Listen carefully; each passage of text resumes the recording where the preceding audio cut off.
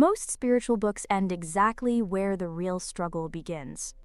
They paint the picture of the mountaintop, the moment the veil thins and the self dissolves into the infinite. They talk about the bliss, the peace, and the sudden clarity of the truth. But very few of them tell you what to do the next morning when the alarm goes off at 6 a.m. and you have to make school lunches, attend a corporate meeting, and pay the electricity bill. There is a profound silence that follows a genuine awakening. It is a period of transition that feels less like a triumph and more like the rug has been pulled from beneath your feet. You look at your old life, your hobbies, your friendships, your career, and you find that you are standing in a house that no longer belongs to you. The furniture is familiar, but the inhabitant has changed. This is the moment when many seekers feel a crushing sense of loneliness. Not because they are alone, but because they are now speaking a language that no one around them understands. If you feel disconnected right now, if you find it hard to relate to the small talk at dinner parties or the frantic striving of your colleagues, I want you to know that nothing is wrong with you. You are not broken. You are simply undergoing a recalibration of the soul. You have grown inwardly while your outward world has remained static. And navigating that discrepancy is perhaps the hardest work you will ever do on the spiritual path. Think of it as a school system. Imagine you have spent years studying and growing, and suddenly you find yourself possessing the knowledge of a fifth-year student. You understand the complex equations of existence, you see the patterns behind the curtain, but for some reason the cosmic administration has kept you in a third-year classroom. Every day you sit at a small desk surrounded by people who are still struggling with basic addition. They are worried about things that no longer matter to you. They are chasing goals that you now see as fleeting shadows. They are obsessed with the drama of the Maya, with the politics of the playground, and the validation of their peers. You aren't better than them, and you aren't worse. You are simply in a different grade. But here is the difficulty. You still have to do the third-year homework. You still have to play by the rules of the classroom. This creates a friction within the heart. You find yourself asking, what is the point? Why should I care about this promotion? Why should I participate in this social gathering? Why should I pretend to be interested in the mundane details of a world I know is an illusion? This is the shift in consciousness that strips away your drive. You were once a go-getter. You were ambitious and focused. But now you feel a heavy neutrality. The pull of the world has lost its magnetic power over you. And while this is a sign of immense progress, it can feel like a depression to the ego. The ego thrived on the chase. Without the chase, the ego feels like it is dying. And in a way, it is. When we feel this disconnect, our natural instinct is to withdraw. We want to spend more time in meditation, more time reading, more time in the quiet safety of our own company. And why wouldn't we? It is comfortable. It is peaceful. There is no one there to trigger us or remind us of the grade we no longer belong in. But there is a danger in this isolation. I call it spiritual softness. When you remove all the friction from your life, you stop growing. You become a puppet to comfort. You start to believe that spiritual life only happens in the silence, but the truth is that spiritual life is tested in the noise. In the modern world, most of us don't have the luxury of being forest monks. We have families, we have partners, we have responsibilities. If we use our awakening as an excuse to reject the world, we aren't being holy, we are being avoidant. We are losing our social fluency. We are losing our ability to communicate the very light we have found. I have seen so many seekers become so introspective that they lose the grit required to live a human life. They become delicate. They only want to do what feels good or what resonates. But the path isn't just about resonance. It's about integration. If you can only be at peace in a dark room with your eyes closed, your peace is fragile. The real work is being at peace in the middle of a traffic jam, or while your child is screaming, or while your boss is being unreasonable.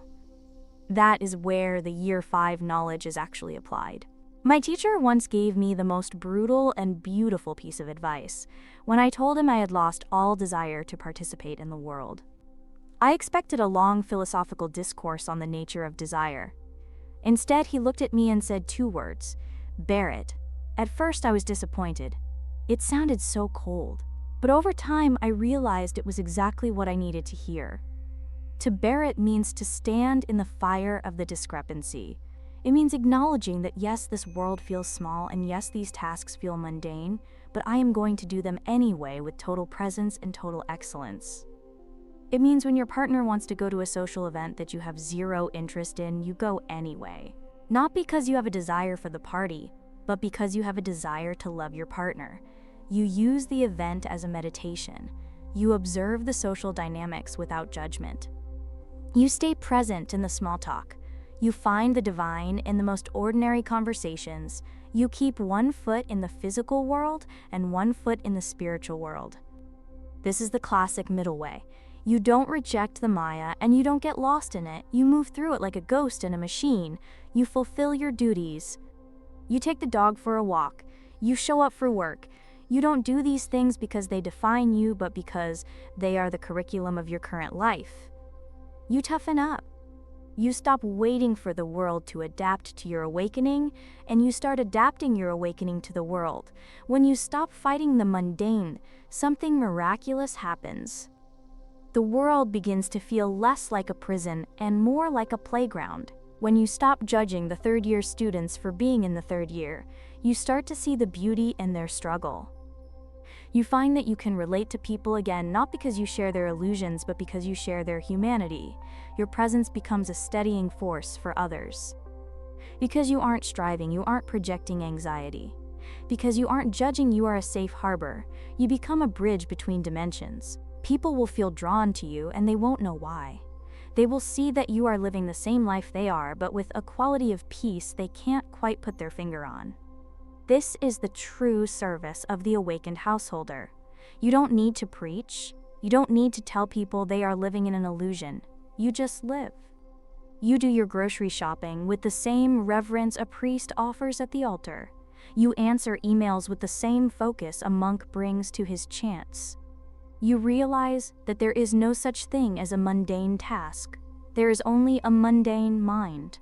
The loneliness begins to fade, because you realize you are never truly disconnected. The disconnection was just a thought. In reality, you are more connected to the world than ever before, because you are no longer seeing it through the distorted lens of your own needs and fears.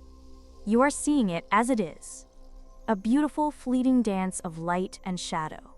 While it is essential to bear the mundane world, we also need to nourish our own souls. Just because you have to sit in the 3rd-year classroom doesn't mean you can't have lunch with the other 5th-year students. This is where community comes in. In the digital age, we are incredibly lucky. We can find our tribe regardless of geography. Finding people who resonate with your internal frequency is not a luxury. It is a necessity for mental and spiritual health. You need spaces where you don't have to translate. You need spaces where you can speak about the void, the self, and the light without sounding like a crazy person. Whether it is an online school, a local meditation group, or just a few close friends who are on the same path.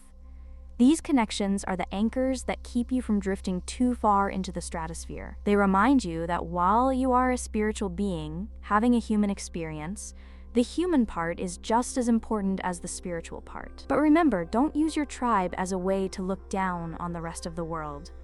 A real spiritual community should make you more loving toward the people outside the community, not less. It should give you the strength to go back into the classroom with a smile on your face and a heart full of compassion. It should give you the grit to bear the discrepancies of life.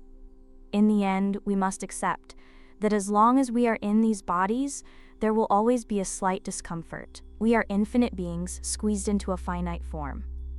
We are trying to fit the ocean into a teacup. It is never going to be a perfect fit, and that is okay. The discomfort is not a sign that you are doing it wrong. It is a sign that you are growing, like a bodybuilder who complains that he can't fit into the airplane seat.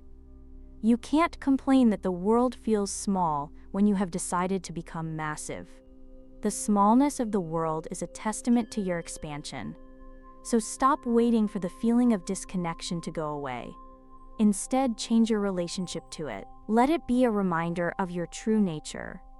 Let the mundane tasks of your life be the weights you lift to keep your spiritual muscles strong. Be the person who can meditate on the subway. Be the person who can find God in a spreadsheet. Be the person who stays social, stays kind, and stays grounded even when they know the whole thing is a dream. That is the ultimate mastery. To know the truth, and yet play the game with all your heart. To be in the world but not of it. To bear the light and the shadow with equal grace. As you move forward from this video, I want you to try something. The next time you feel that pull to withdraw, or that feeling of what's the point, I want you to say those two words to yourself. Bear it. Push through the discomfort of that social obligation.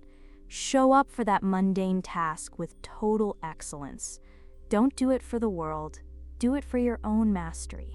Prove to yourself that your peace is not dependent on external conditions. Spirituality is not about escaping the human experience. It is about becoming so fully human that you touch the divine. It is about bringing the Year 5 knowledge down into the Year 3 classroom and helping to raise the frequency of the entire school. It's not easy. It's often lonely. It requires a lot of grit, but it is the most beautiful life a human being can live. I hope this has brought a little bit of light to your path. If you are feeling alone in this, know that there are thousands of us out here, sitting in the same classrooms, feeling the same discrepancies, and doing the work. We are all in this together. Keep going, stay grounded, and most importantly, keep loving. I'll see you in the next video.